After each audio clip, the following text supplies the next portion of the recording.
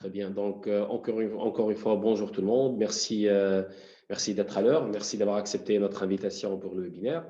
Je m'appelle Mohamed Ida. Ceux qui me connaissent déjà, donc, je suis l'interlocuteur en français avec les clients. Je suis le responsable des ventes sur le marché de la France, ainsi que les autres pays qui parlent français.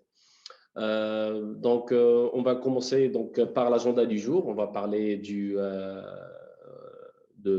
cette séance. On va pratiquement parler de deux solutions, deux devices. Le premier, c'est le Worker Badge Easy, ce qu'on appelle le GH 5200, ceux qui le connaissent, qui est le numéro 1 des ventes pour Teltonika, Télémédic. On va le présenter, parler des avantages, des caractéristiques clés et les cas d'usage. Quels sont les cas d'usage, les nouveaux cas d'usage qu'on a eus de la part d'autres clients et pourquoi pas les partager avec vous. Aussi, on va parler du TMT 250, le mini tracker. On va le présenter les avantages aussi et ainsi de suite les cas d'usage. Il y aura une séance, comme j'ai dit, de questions-réponses en direct avec les techniciens. Si vous allez les poser en anglais, ils vont vous répondre directement, mais si vous les posez en français, je serai aussi disponible à les traduire ou bien les répondre. Le Worker Badge Easy, le GH 5200, voilà, comme tout le monde le connaît. Le nom explique tout, c'est un porte-badge, c'est un simple porte-badge très discret, mais qui fait toutes les fonctionnalités d'un device PTI. Il a un bouton d'alarme. Ce bouton d'alarme est situé juste au milieu. Ce bouton d'alarme peut être pré-programmé. Vous n'êtes pas obligé uniquement le programmer pour une alerte. Le nom, oui, le nom c'est bouton d'alarme, mais vous pouvez l'utiliser pour autre chose. Vous allez voir avec les cas d'usage comment on peut l'utiliser. Vous avez aussi 5 boutons qui sont configurables, incluant le bouton d'alarme. Chaque bouton, il a 3 fonctionnalités. Un clic, 2 clics ou bien un long clic. Donc, on va vous montrer ensuite comment on peut configurer ces boutons-là et quelle configuration on pourra ajouter. Les fonctionnalités de base, conformément à la loi, c'est la perte de verticalité. Il y a un accéléromètre à l'intérieur qui détecte un changement d'angle, ou bien la chute de la personne, ainsi que l'arrêt de mouvement. On arrête de bouger pour une certaine période, eh bien, on vous notifie tout d'abord au niveau du badge. Ensuite, on envoie l'alerte sur le serveur. On l'a utilisé aussi pendant la période de Corona pour la distanciation sociale. Donc, c'était en 2020, c'était le numéro 1 de vente, non seulement pour les fonctionnalités de base du PTI, mais aussi pour la distanciation sociale.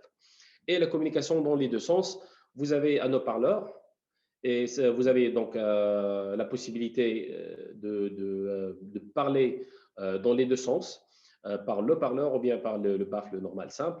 Et vous avez un micro à l'intérieur qui détecte aussi le son pour effectuer ces communications. Les boutons, comme expliqué, donc configurables. Vous avez par exemple ici le bouton d'allumage.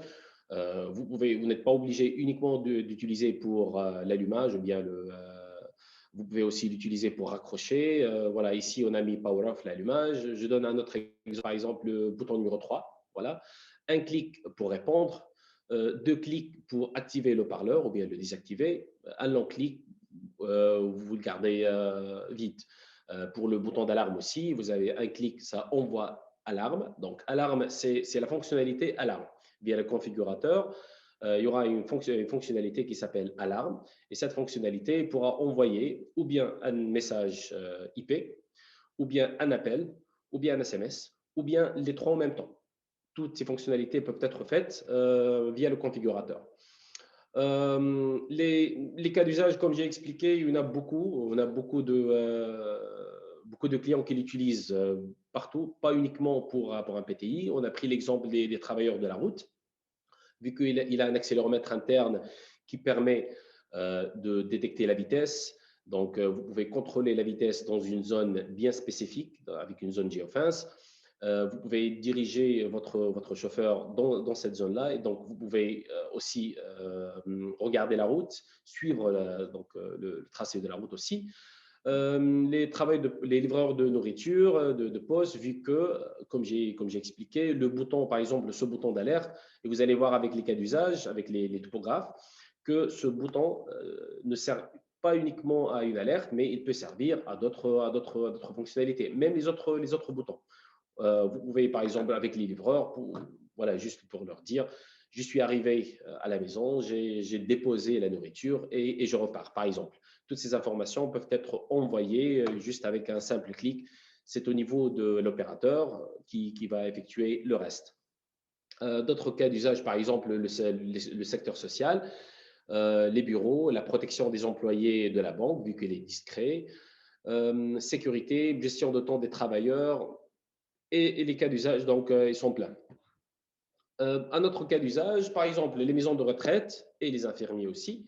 Les maisons de retraite, vous avez le badge qui est porté par une personne, par un résident de la maison, par exemple, de retraite. Si tout va bien, voilà, tout va bien, très bien. Mais sinon, s'il y a un malaise, s'il déclenche une alerte, eh bien, vous pouvez communiquer avec la personne, vous pouvez recevoir la position de la personne et aller directement à la personne.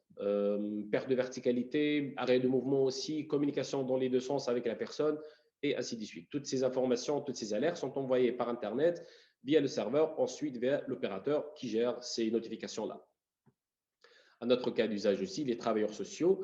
Vous allez voir avec ce cas d'usage et le prochain comment ils sont presque les mêmes, mais avec d'autres fonctionnalités. Le travailleur, par exemple, l'employé social, quand il va se présenter dans la maison de quelqu'un, donc en se présentant, il appuie sur un bouton pour dire voilà, j'ai commencé, je suis arrivé. Un message s'envoie automatiquement avec la position, sachant que voilà, cette alerte ou bien ce message IP qui s'envoie signifie que j'ai commencé la tâche. J'ai commencé la tâche, à quel endroit, il peut voir avec la position GPS et savoir quand est-ce qu'elle a commencé. Et après, quand il finit, il appuie sur un autre bouton ou bien sur le même bouton pour dire voilà, j'ai fini la tâche et il s'envoie. Vu qu'elle est discret, si il y aura donc un abus, par exemple conjugal, ou bien il a besoin d'alerte, la personne pourra donc envoyer une alerte sans montrer que voilà que c'est un moyen de communication. Bien sûr, les autres fonctionnalités de base, comme on a dit, donc perte de verticalité, arrêt de mouvement, toutes ces informations-là sont envoyées sur Internet, sur le serveur et ensuite vers l'opérateur. Un autre cas d'usage, en anglais, on l'appelle le Amber Alert. Parfois, on rentre dans un bâtiment ou dans un endroit où il n'y a pas de couverture GPS, pas de couverture GSM. On est encore connecté à Internet, on peut recevoir les appels aussi, on peut émettre et envoyer les alertes, par contre, pas de position GPS. Eh bien, cette fonctionnalité va permettre, vu que c'est le même cas que le cas précédent, vous pouvez dire, voilà, je vais commencer une tâche à tel endroit sans couverture GPS. Je suis supposé être là-bas pendant une vingtaine de minutes. Par exemple, dans ce cas-là, le monsieur va se présenter sur le siège, sur l'endroit où il va donc commencer sa tâche. Il appuie sur le bouton, il informe le serveur que voilà, je serai plus visible sur le réseau, pardon, sur le GPS, mais je suis conscient. Il a besoin de plus de temps. Le badge, donc le GH, il va le rappeler qu'il va dépasser ou bien qu'il a dépassé les 20 minutes. S'il lui demande est-ce que tu as besoin de plus de temps ou pas, eh bien, il peut appuyer sur un autre bouton pour dire voilà, je suis conscient que j'ai dépassé les 20 minutes, j'ai besoin de plus de temps, je suis encore vivant, disons. La même information donc se fait. Un autre cas d'usage avec la même fonctionnalité, les agents de sécurité, par exemple, quand ils vont se présenter sur un lieu de sécurité, ils sont supposés commencer la tâche à 8 heures jusqu'à 18 heures, par exemple. Eh bien, l'information, ils peuvent détecter à quelle position, donc position GPS, s'il y en a, bien sûr. Si on n'a pas, ils savent que voilà, donc le monsieur a commencé la tâche et il l'a fini. La livraison de nourriture, la même chose. Donc, il est supposé passer la nourriture pendant 5-10 minutes. Il se présente sur le lieu, il appuie sur le bouton, il passe, il sort, il appuie sur un autre bouton pour dire voilà, j'ai fini. Toutes les autres fonctionnalités, perte de verticalité, arrêt de mouvement, sont aussi envoyées par le serveur via l'opérateur. Dans le cas, par exemple, de sécurité, dans ce cas-là, le message peut être envoyé en message IP, par exemple. Un rappel va être fait via le GH. Et le GH, vous pouvez choisir via le configurateur de ne pas sonner. Il ne sonne pas, il décroche l'appel automatiquement et vous pouvez commencer donc écouter ce qui se passe. Je ne sais pas, par exemple, enregistrer la conversation, savoir si quelque chose mal qui se passe à l'employé. Un autre cas d'usage, par exemple, les gestions de travailleurs de la santé.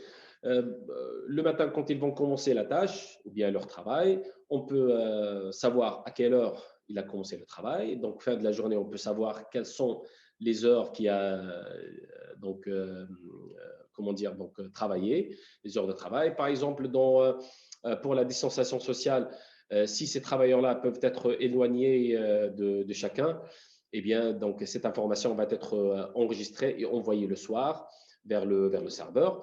Dans le cas, par exemple, de cet hôpital, on a des balises Bluetooth qu'on peut mettre dans les garages, par exemple ici. Chaque employé qui rentre à côté pour prendre les médicaments, par exemple, on est informé de la présence via cette connexion Bluetooth avec le GH. Et la personne pourra automatiquement envoyer un message pour dire, voilà, j'y suis présent à tel endroit, comme un, comment dire, indoor tracking, comme donc le indoor tracking en anglais on l'appelle.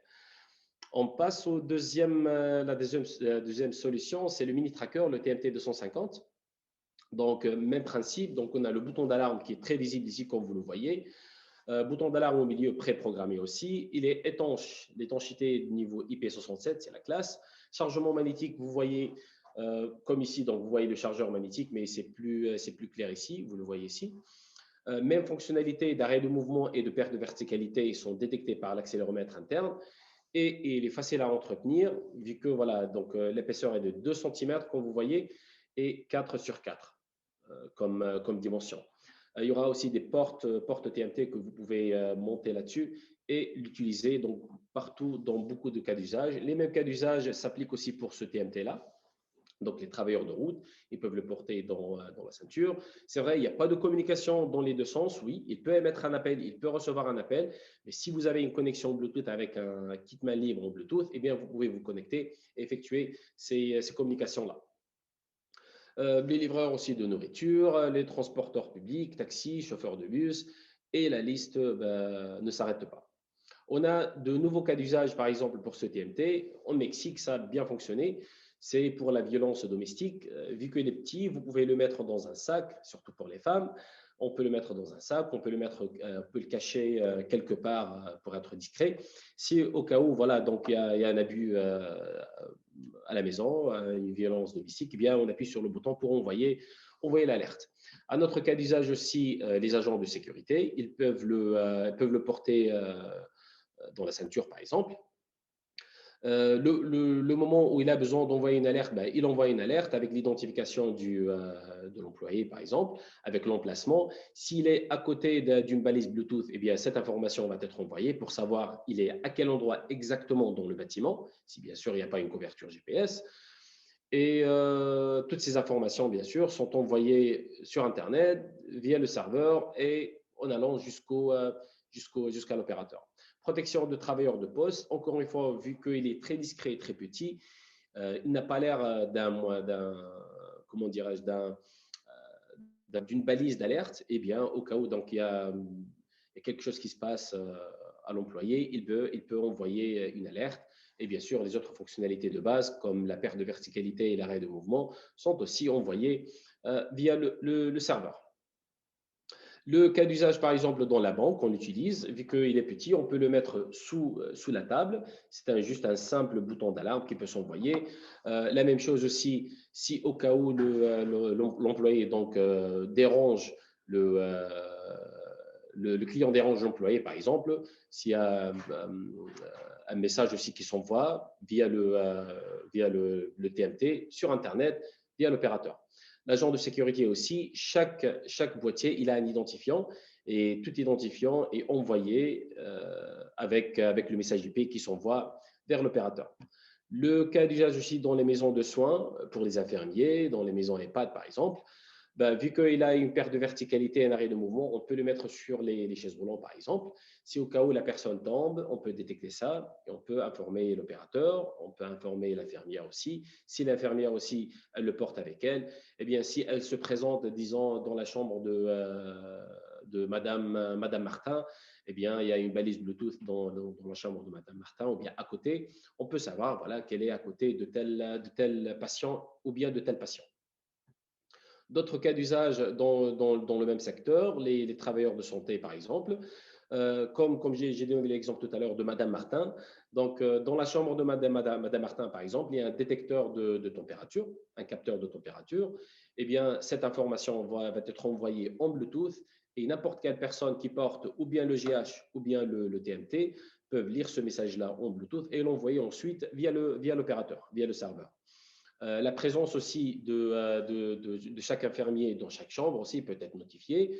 Une fois qu'il se présente, cette information va être envoyée et l'opérateur peut gérer toutes ces informations et bien sûr avec les autres fonctionnalités de gestion de temps, par exemple d'heures de chaque employé. Donc, qu'est-ce qui rend aussi nos unités faciles à utiliser? Comme j'ai parlé tout à l'heure du configurateur, on a le configurateur. C'est une application gratuite qu'on propose aux clients qui va permettre de gérer toutes ces fonctionnalités, tous ces programmes, par exemple, via ce configurateur-là. Ces fichiers de configuration, une fois qu'ils sont enregistrés, par exemple, ou bien vous allez connecter votre balise via un câble USB pour envoyer ces configurations, ou bien vous pouvez les envoyer via le FOTA. FOTA, c'est notre application. En anglais, c'est Firmware Over the Air. Donc, on envoie ou bien des configurations, ou bien la mise à jour des systèmes d'opération. Vous pouvez les envoyer à distance. Donc, vous n'êtes pas obligé de se présenter sur le site pour mettre à jour ce boîtier. Et on a notre site, donc base de connaissances wiki qui se trouve sur notre site. En allant sur teltonica.sas.com, par exemple, vous allez trouver l'onglet qui va vous permettre de lire toutes les informations, quels que soient les protocoles de communication, quelles sont les commandes qu'on peut envoyer par SMS, quels sont les EVL ID qu'on peut recevoir par alerte, par exemple. Si vous voulez aussi être à jour avec tout ce qui se passe avec nous, vous avez donc le lien à scanner avec votre appareil. Vous allez recevoir notre newsletter si vous ne le recevez pas. D'habitude, nos clients, donc j'envoie ces messages pour s'abonner au newsletter, ou bien le LinkedIn, sur notre site, notre page LinkedIn. Donc, vous allez trouver toutes les nouveautés, toutes les informations, les prochains webinaires, ainsi de suite.